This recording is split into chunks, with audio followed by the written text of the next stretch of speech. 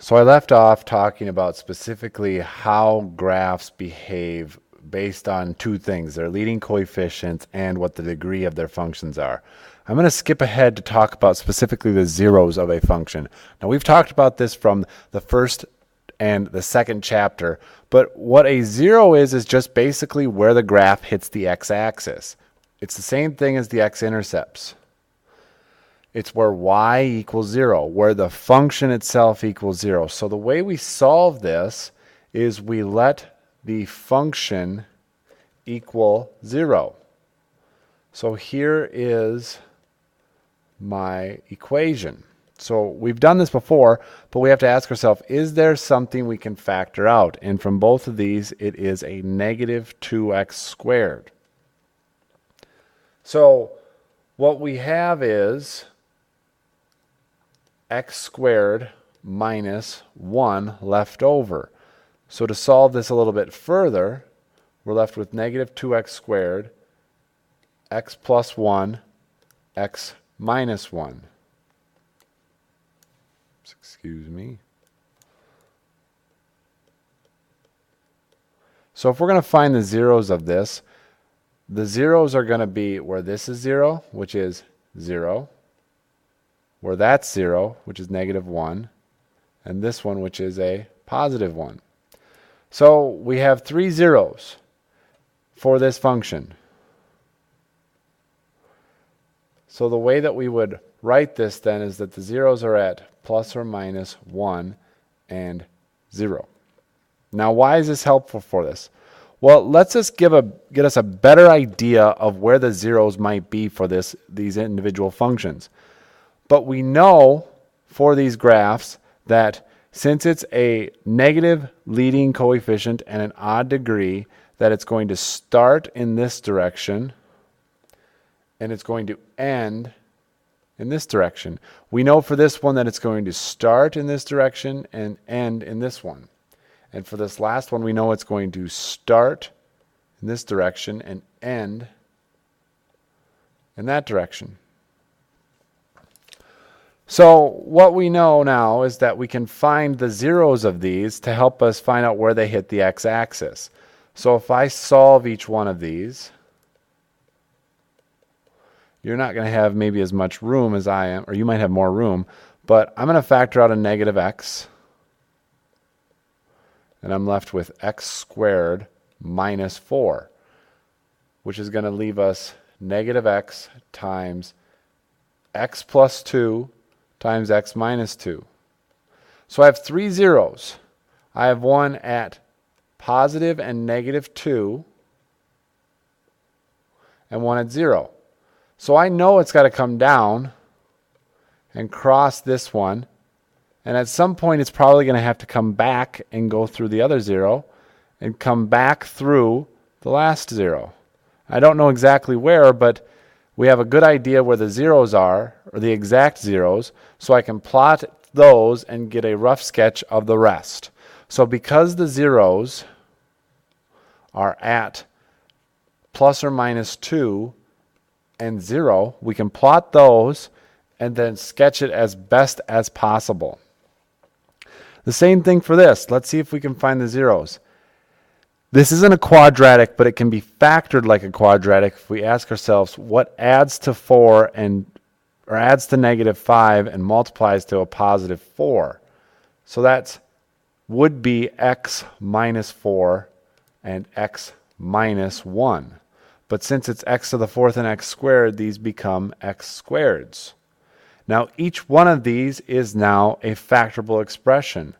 It's x plus 2, x minus 2, x plus 1 times x minus 1. So I have 4 different zeros, plus or minus 1 and plus or minus 2. So I'm going to have 4 different zeros for this. So I know it's starting this way because of the fact that the leading coefficient is even, or is positive, and it's an even degreed function.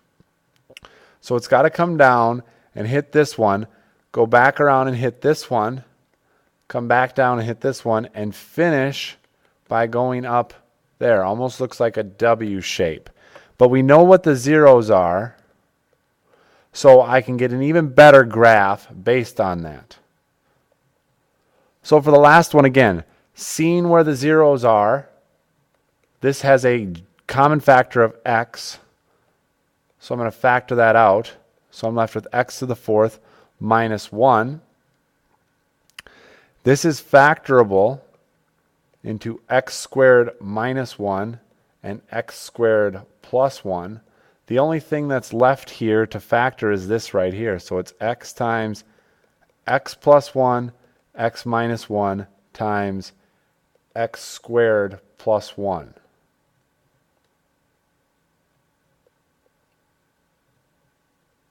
So what we need to do is find the zeros. And this one is going to be at 0. This one's going to be at negative 1. This one's going to be at a positive 1. So I know those to start. But we have a problem with this one. If I say, where is this equal to 0?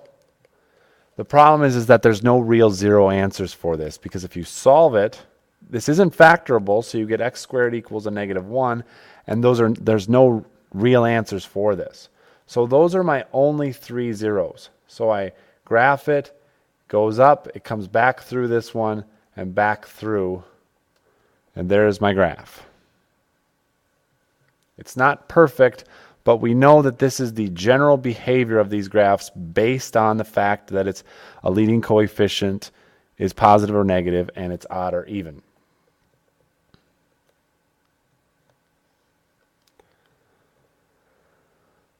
So again, the idea is we want to sketch a graph. We want to know a few things about this. The first thing that you should always see is what the end behavior is. It's a even degree and a leading coefficient that's positive. So that means it's going to go up this way and up this way. So what we need to do now is find any zeros. So we set this and equal it to 0 to see what happens. Well, they have a common factor of x cubed, so I'm going to factor that out. And I'm left with this. So we have this one, which is a 0 of 0. So it goes through the origin. And then it goes through the axis at 4/3. Those are the 2 zeros that we know. Okay, so there's my other one. So it comes down through here, and the other thing that they suggest that you do are plot some more points.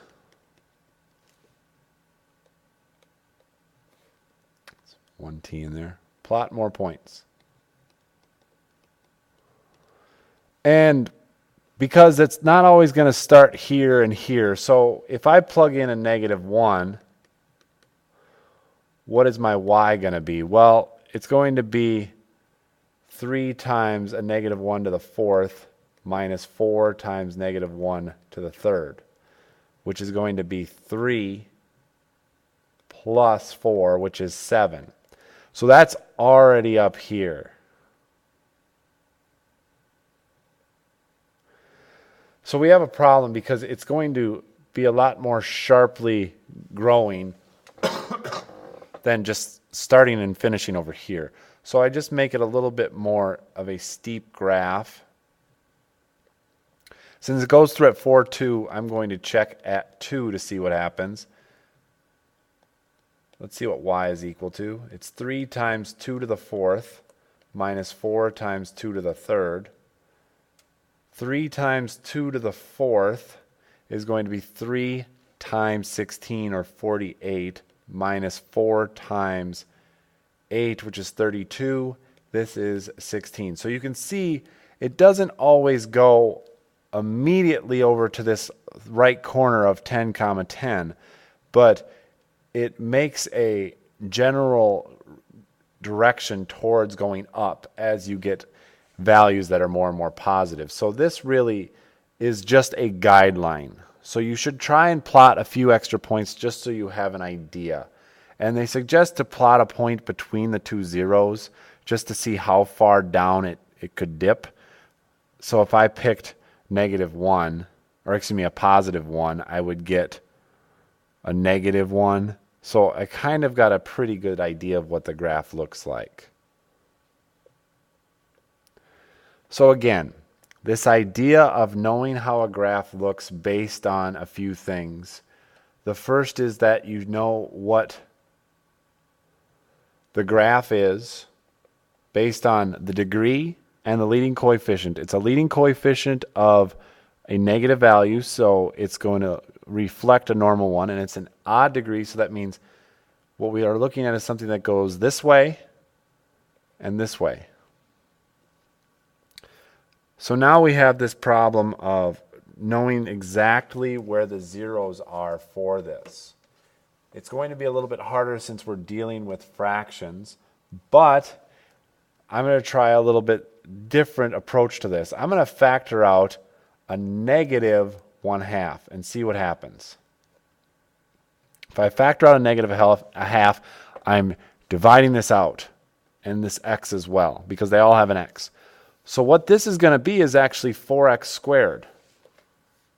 And if I factor out from a -1/2x from 6x squared, I'm left with a -12x. And then a +9. So this is my function after factoring out a -1/2 to get rid of the fractions. Okay, we know what this 0 is already going to be. It's going to be at 0. This is factorable. If I plug this into a 2x2 square, I'm looking for numbers that add to a -12 and multiply to a +36. That's -6 and a -6 and another -6. This is -3 and so is that. This is 2x, as is this one. So this is the same thing as 2x minus 3 squared. So the other 0 that we have for this is at 3/2. So that's right there. Now you might ask, if I start to graph this, and I go back down through this and go back up, I'm going to run into a problem because there's no more zeros. So the question is, how do I get back down there if there's only 2 different zeros? Well,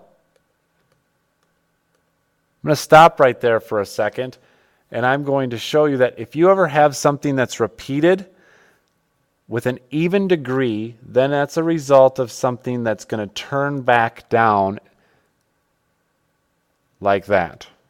So what this function looks like is this. And it kind of relates to what we talked about in chapter 1 when you have an inequality and you're testing intervals. Usually it works out that one is okay, then the next one's not, then the next one's okay. But because this has a repeated factor, it tends to mess up things as far as how the graph looks. And in terms of a graphical standpoint, this is how that picture looks. It goes down and then it turns in, and then because it's repeated, it kind of turns back down, and then it ends up this way, going towards -infinity. So the last thing I need to talk about is what the intermediate value theorem has to deal with in terms of graphs and continuous functions. And what the intermediate value theorem just means is that if you have a continuous function, so if f of x is continuous, so we're dealing with continuous functions. It doesn't stop, there's no breaks. That's the word for having nothing that breaks. Okay? There's a specific property about this, and I'm running out of time with this video, so I'm going to talk about what that property is in the next video.